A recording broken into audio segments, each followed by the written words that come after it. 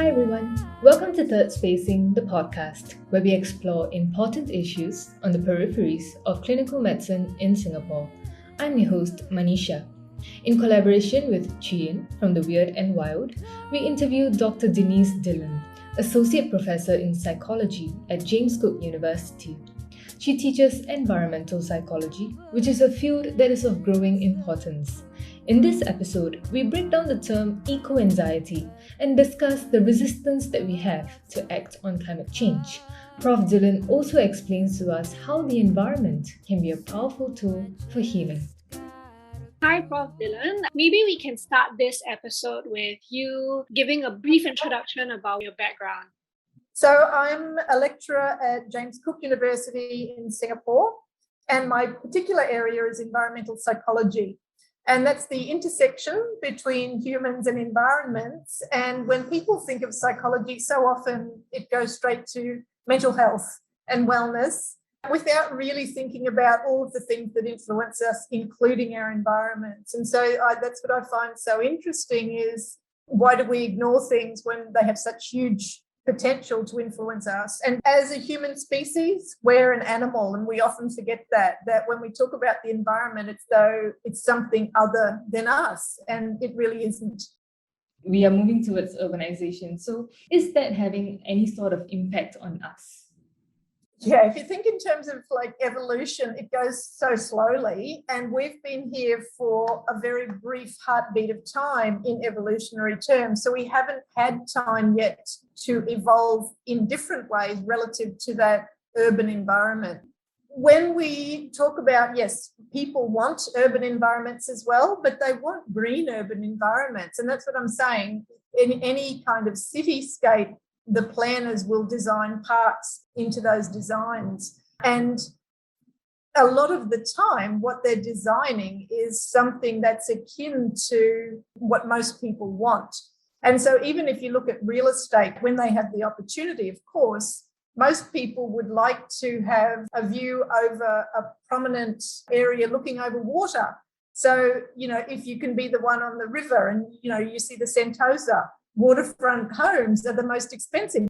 And these are the things that even in cities, people will pay more for because they want that experience of having the lovely green views. And, it keeps recreating, I guess, that initial sense of where we want to be. We want to be in environments where we can thrive. There's a term biophilia, right, that talks about an innate human need to connect with something like nature and to be in nature. Eco-anxiety is increasingly becoming something of concern. So what is your take on eco-anxiety and how does that manifest?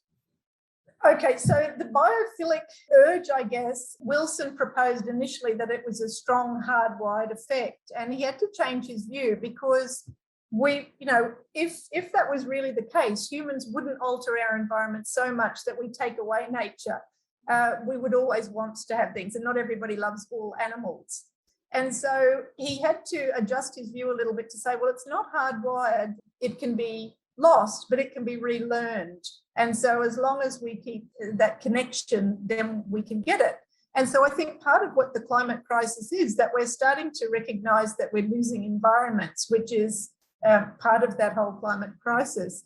But the very strange thing about the climate crisis, but true, is that it really isn't happening fast enough or clearly enough for people to recognize and respond to the threat. Why do I say that?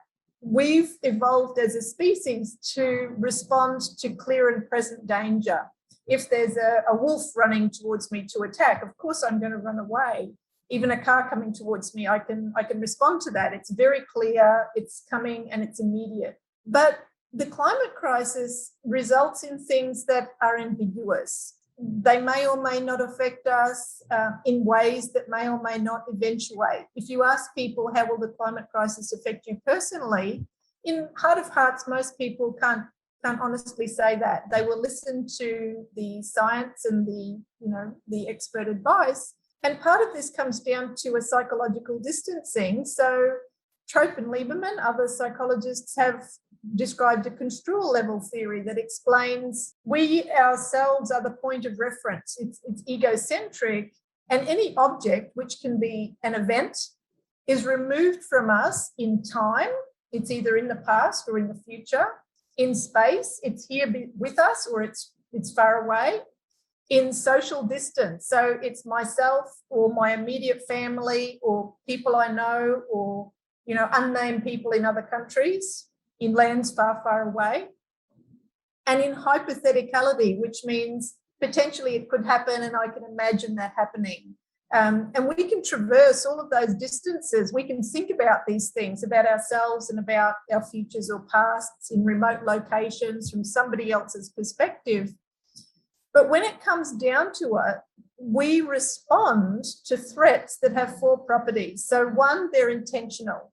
Something intends to do something to me. So if a wolf's coming, it's going to eat me, maybe. If it's immoral, so there's something not right about it, it's imminent, it's coming now, and it's instantaneous. And climate change is none of these things. It's ambiguous. It's not moving fast enough. It's not in my face now. We're seeing some talk about immorality of generations, that we're spoiling the earth for future generations. So there's some, people are trying to get the conversation, I guess, about that. As for being imminent, millions of people are affected annually by natural disasters that are, terrible. There's droughts, there's floods, there's storms. And these things have been happening forever. So it isn't clear that any of these disasters are clear and present threats in the form of climate change. And this is part of the problem. Climate change needs to come and announce itself and be in our faces for us to respond. So definitely there's enough evidence to confirm it as an issue, and it's clear that we'll start taking precautionary measures and everything. But we really need to remind ourselves about what it is that we're dealing with. Even for me as an environmentalist, not experience any of these things, you feel horrible reading all these things. And sometimes I wonder, what exactly is it that makes me feel so horrible, considering that I don't experience it? I can't imagine having to experience it. And there is this sense of hopelessness and fear, but to me, it almost doesn't seem rational to be feeling this way. And anxiety is not a rational thing, let's face it, it's an emotion. And emotions are the opposite of rationality. And so it's a good thing, I guess, to feel anxious, and we could probably feel a little more anxious to make us take action.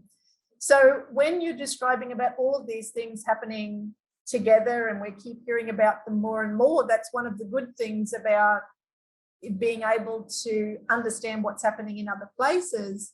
And one of the things about climate change that science has told us is that all these extreme weather events will happen more frequently and with more severity. And so we will hear about them more. And people will start to become more anxious. Will it start to affect me? So that psychological distance may become closer over time. It might really start to affect people in a very personal way. So is eco-anxiety normal? Yeah. It's a relatively new term in terms of what people are talking about, but anxious feelings can apply across any context. People can be anxious about many things. Glenn Albrecht is a psychologist in Australia, and he coined a term called solastalgia. So he says that exists that when there's a recognition that the beloved place in which one resides is under assault. And I guess that's what people are starting to feel now, that the world, where we reside is the earth. And it's under assault in some way from natural disasters, but they have at the root, it's us that have really, changed our environment to this extreme. And so if we feel this distress, it could be we're not able to derive solace from where we would normally get. So the environment, in historical terms, people have used it as places to retreat, to go to find solace, to get some rest, to get calm and, all those wonderful things you feel when you in nature. But now we're losing the ability to get solace from that. If we go to the environment, we think, wow, is this one of the last, the last vestige of environment that we'll have? And we get anxious about future generations not being able to get that either. But I would like to emphasize that humans are resilient and adaptive on the whole. And so I think that's where I'm saying anxiety is a good thing, because that will then, I guess, start to generate some actions. So I'm trying to understand the concept of eco-anxiety. So I'm looking at it from a medical point of view, because anxiety is a diagnosable mental health disorder, whereas eco-anxiety sounds like it's not as pertinent as anxiety. So could you actually explain to us more about eco-anxiety from a medical perspective? So if we're thinking in terms of mental health, in terms of eco-anxiety, then it really gets to the point. So we're considering trauma ultimately.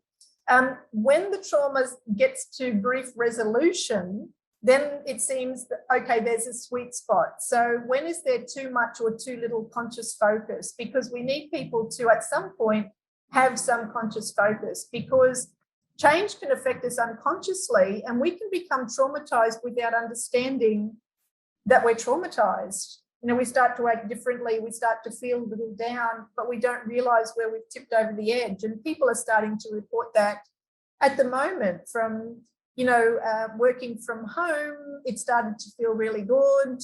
I've experienced it myself. Home's not quite the place it used to be. It's not the refuge that it used to be. And so unconsciously, something about my experience there has changed. Will it become trauma? That's what I have to be a little conscious of.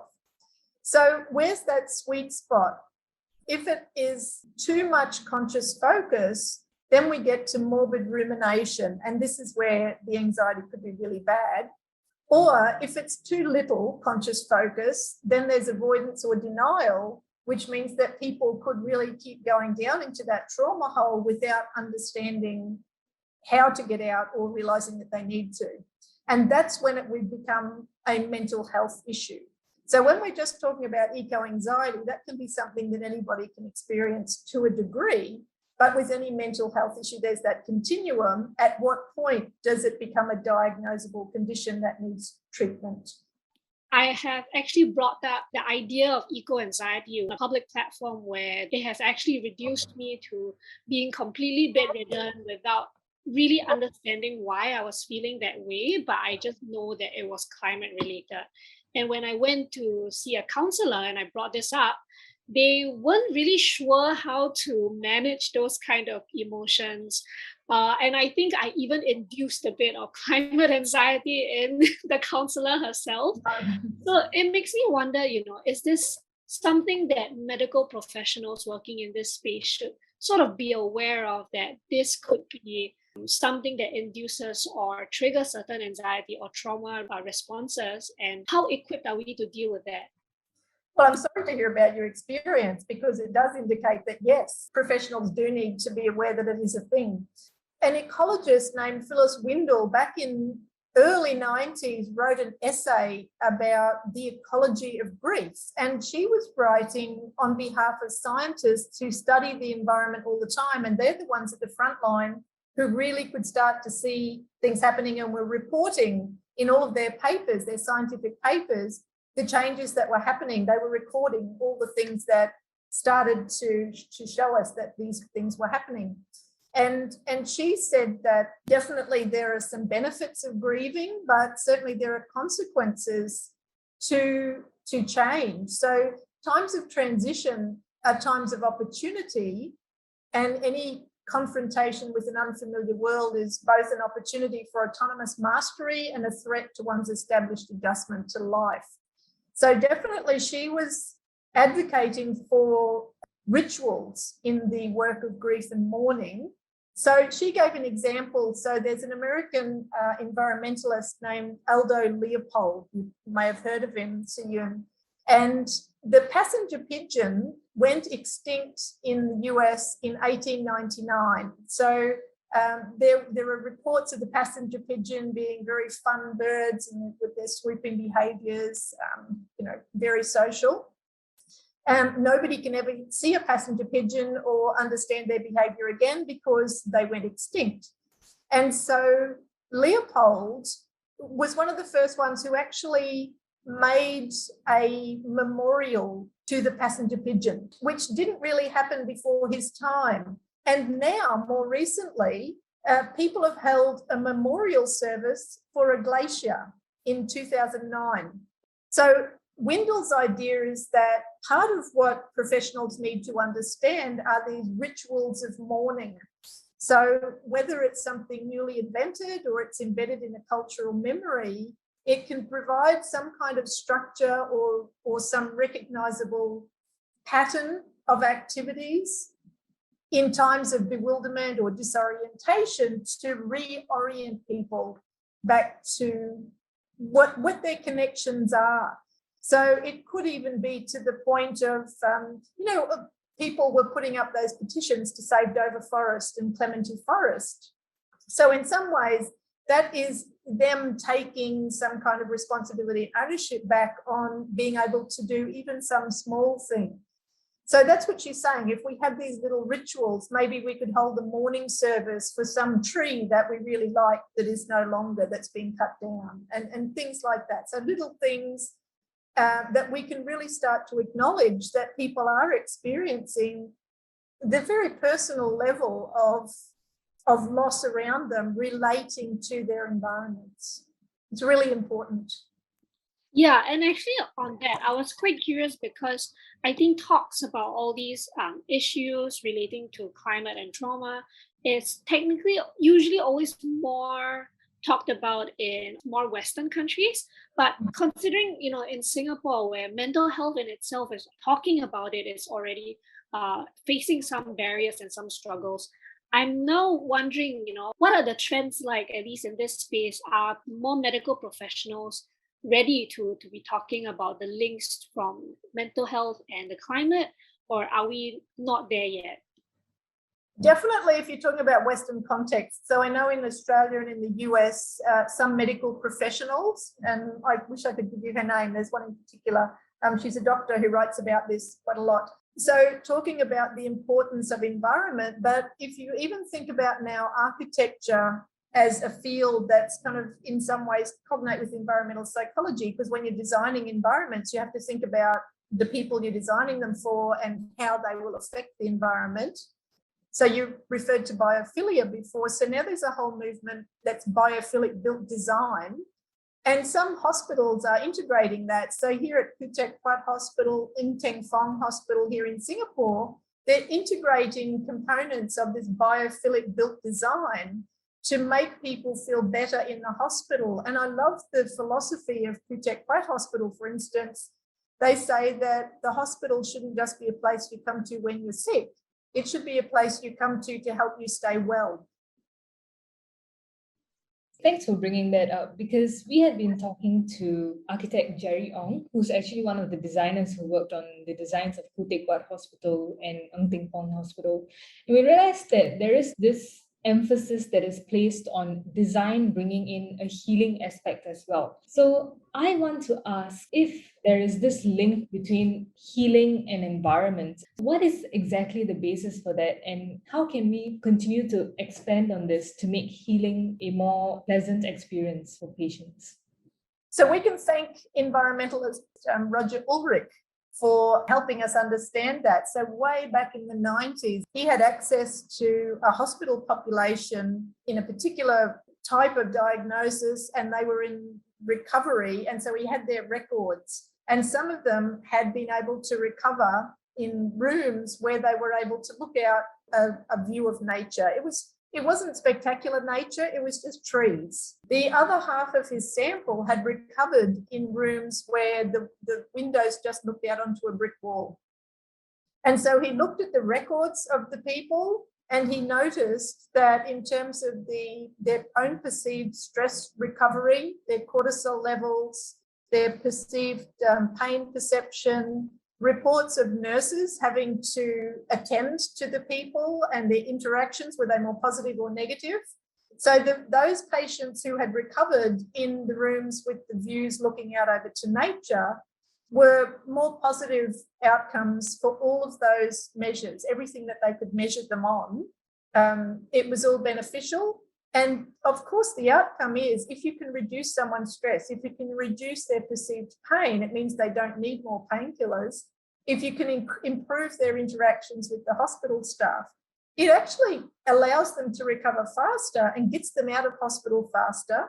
And that's a great win. And that was one of the first times that had been, reported with such great emphasis and so clearly all of the benefits. And so people started to pay more attention to this element of, can we really get stress recovery from just that mere exposure to green environment? So in the ensuing decades, people have noted more and more that you can get, if you give patients access to nature views, they definitely do have better recovery outcomes. I was very curious about this thing called forest bathing because I think it's something that always sounded a bit woo-woo to me, but I saw that in Japan, forest bathing has been used in preventative healthcare, and I just want to demystify a bit about what's all this about and what are the medical benefits. So in Japan, the practice of Shinrin-yoku started back in the 80s, and what they noticed was that just as in Singapore, you get lots of very stressed working professionals, right? And they wondered, they started to notice particular forests. And so there's an island, and I can't now remember the name of it. It starts with a Y, but it's a wonderful island and it has hundreds of years old trees. It's beautiful forest, and people go there for rest. And the foresters started to wonder, I wonder if it's something about the nature of the forest itself, that it's put something out there that can help people feel better. And they started to measure that in the forests. And they noticed that in those particular old growth forests, the trees were putting out something called phytoncides. And when they measured those, and they measured again the effects on people, it was like the hospital study in a way, the cortisol levels, the heart rate, it was all the positive effects. The stress levels would drop, I think serotonin, they measured, multiple things. And so when they got that data, it seemed like, okay, it's a real thing. And doctors in Japan would start prescribing this Shinrin-yoku or forest bathing experience for people. If you're a stressed executive and you went to the doctor for an MC, the MC would give you a prescription to go and hang out in the forest for a while. And so in Singapore now, there's a number of us as trained guides. I'm actually a trained forest therapy guide. And most of us have trained through an American group who have taken some aspects of Shinrin-yoku. But the idea is to give people invitations. And what we're doing is, in a sense, is holding the space for them in the same way that they don't have to think about time. In fact, the thing is not to think. It's really just to be in nature and to respond to some fun invitations. What might it be to find patterns in nature? What patterns might be there? And the thing is to help people unwind, relax, and just be in nature and really start noticing what's around them. Oftentimes when people go into nature, they do it for a social occasion. They talk to each other and don't really notice still the beautiful things that are around them. And so part of forest bathing is really that mindful expression of being in nature. Considering how urbanized we are, would you say that in trying to at least advocate for this, we also need to fix the issue that Singaporeans really very disconnected from nature? And what are the psychological risks? I asked the same question in one of my recent studies, and I wanted to see, relative to other populations, are Singaporeans disconnected from nature? Do they report less connectedness to nature? And so there was a study in 2019 in the UK. It was a national level study where they reported a trend of high connectedness among young children. There was a drop around 9 years of age in the teen years. It got less. And then it increased again in adult life and kind of maintained throughout the lifespan. So we wanted to see, would the same apply in Singapore? And when we looked at the mean connectedness to nature index, the way we calculated it, and I had the UK researchers calculate it in the same way for me so I could be sure.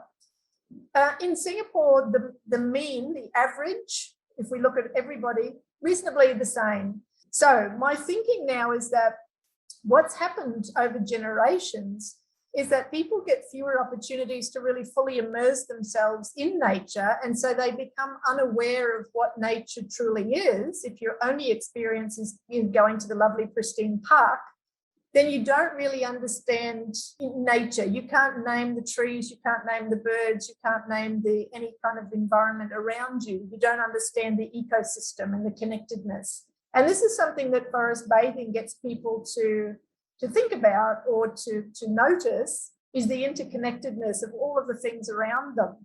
So I think this is part of a sort of disconnection that happens generationally, that over time, we can't name nature.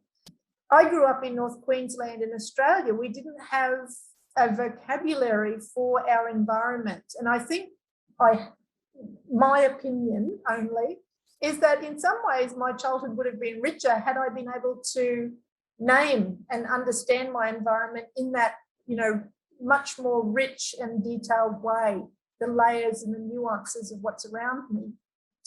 And so if we think about all of the different generations more and more, people won't be able to describe nature. We won't have our nature words.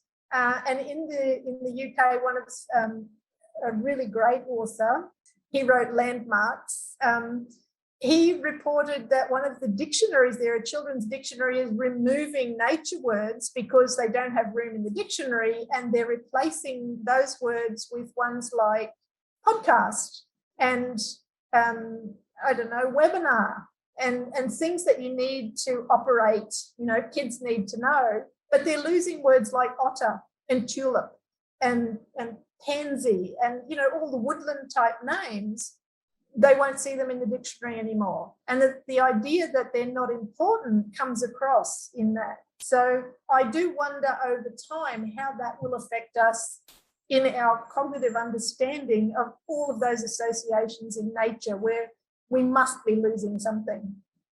This concept that you brought about how we're giving less importance to the concepts or like the terminology of nature, could this be directly linked to the fact that we are caring less about the environment? In my opinion, yes. And I think that it will increase over time, that if we don't understand it, I'm not the only one that says it, by the way. So other researchers, there is a research team of a cognitive psychologist and a cognitive anthropologist, I think, working in some of the South American countries. And they compared people who lived in nature still, like really, lived on it, it sustained them. And they could categorize nature in so many more ways because they understood a tree isn't just a tree. It might have food potential. It might have opportunities for medicine. We could make tools out of it. Animals come there at different times of the year, so they know the seasonality. And they could, do all these categories. And they compared those with people who still lived near the forest but no longer relied on it. So their parents may have lived in the forest, but they'd moved off to the edge of the forest. They could still categorize, but not to the same level. And then they compared people who lived on farmland, who were generations removed from ever living in the forest, and they were probably more like us. They could barely name the trees, let alone know what they were for. And so the categorization got much, much less and less rich the more removed they became. So I think the more we remove ourselves from nature and just seeing it as a thing out there, then we won't understand it. And if we don't understand it, then we don't understand how we need to protect it, or that it does need protection.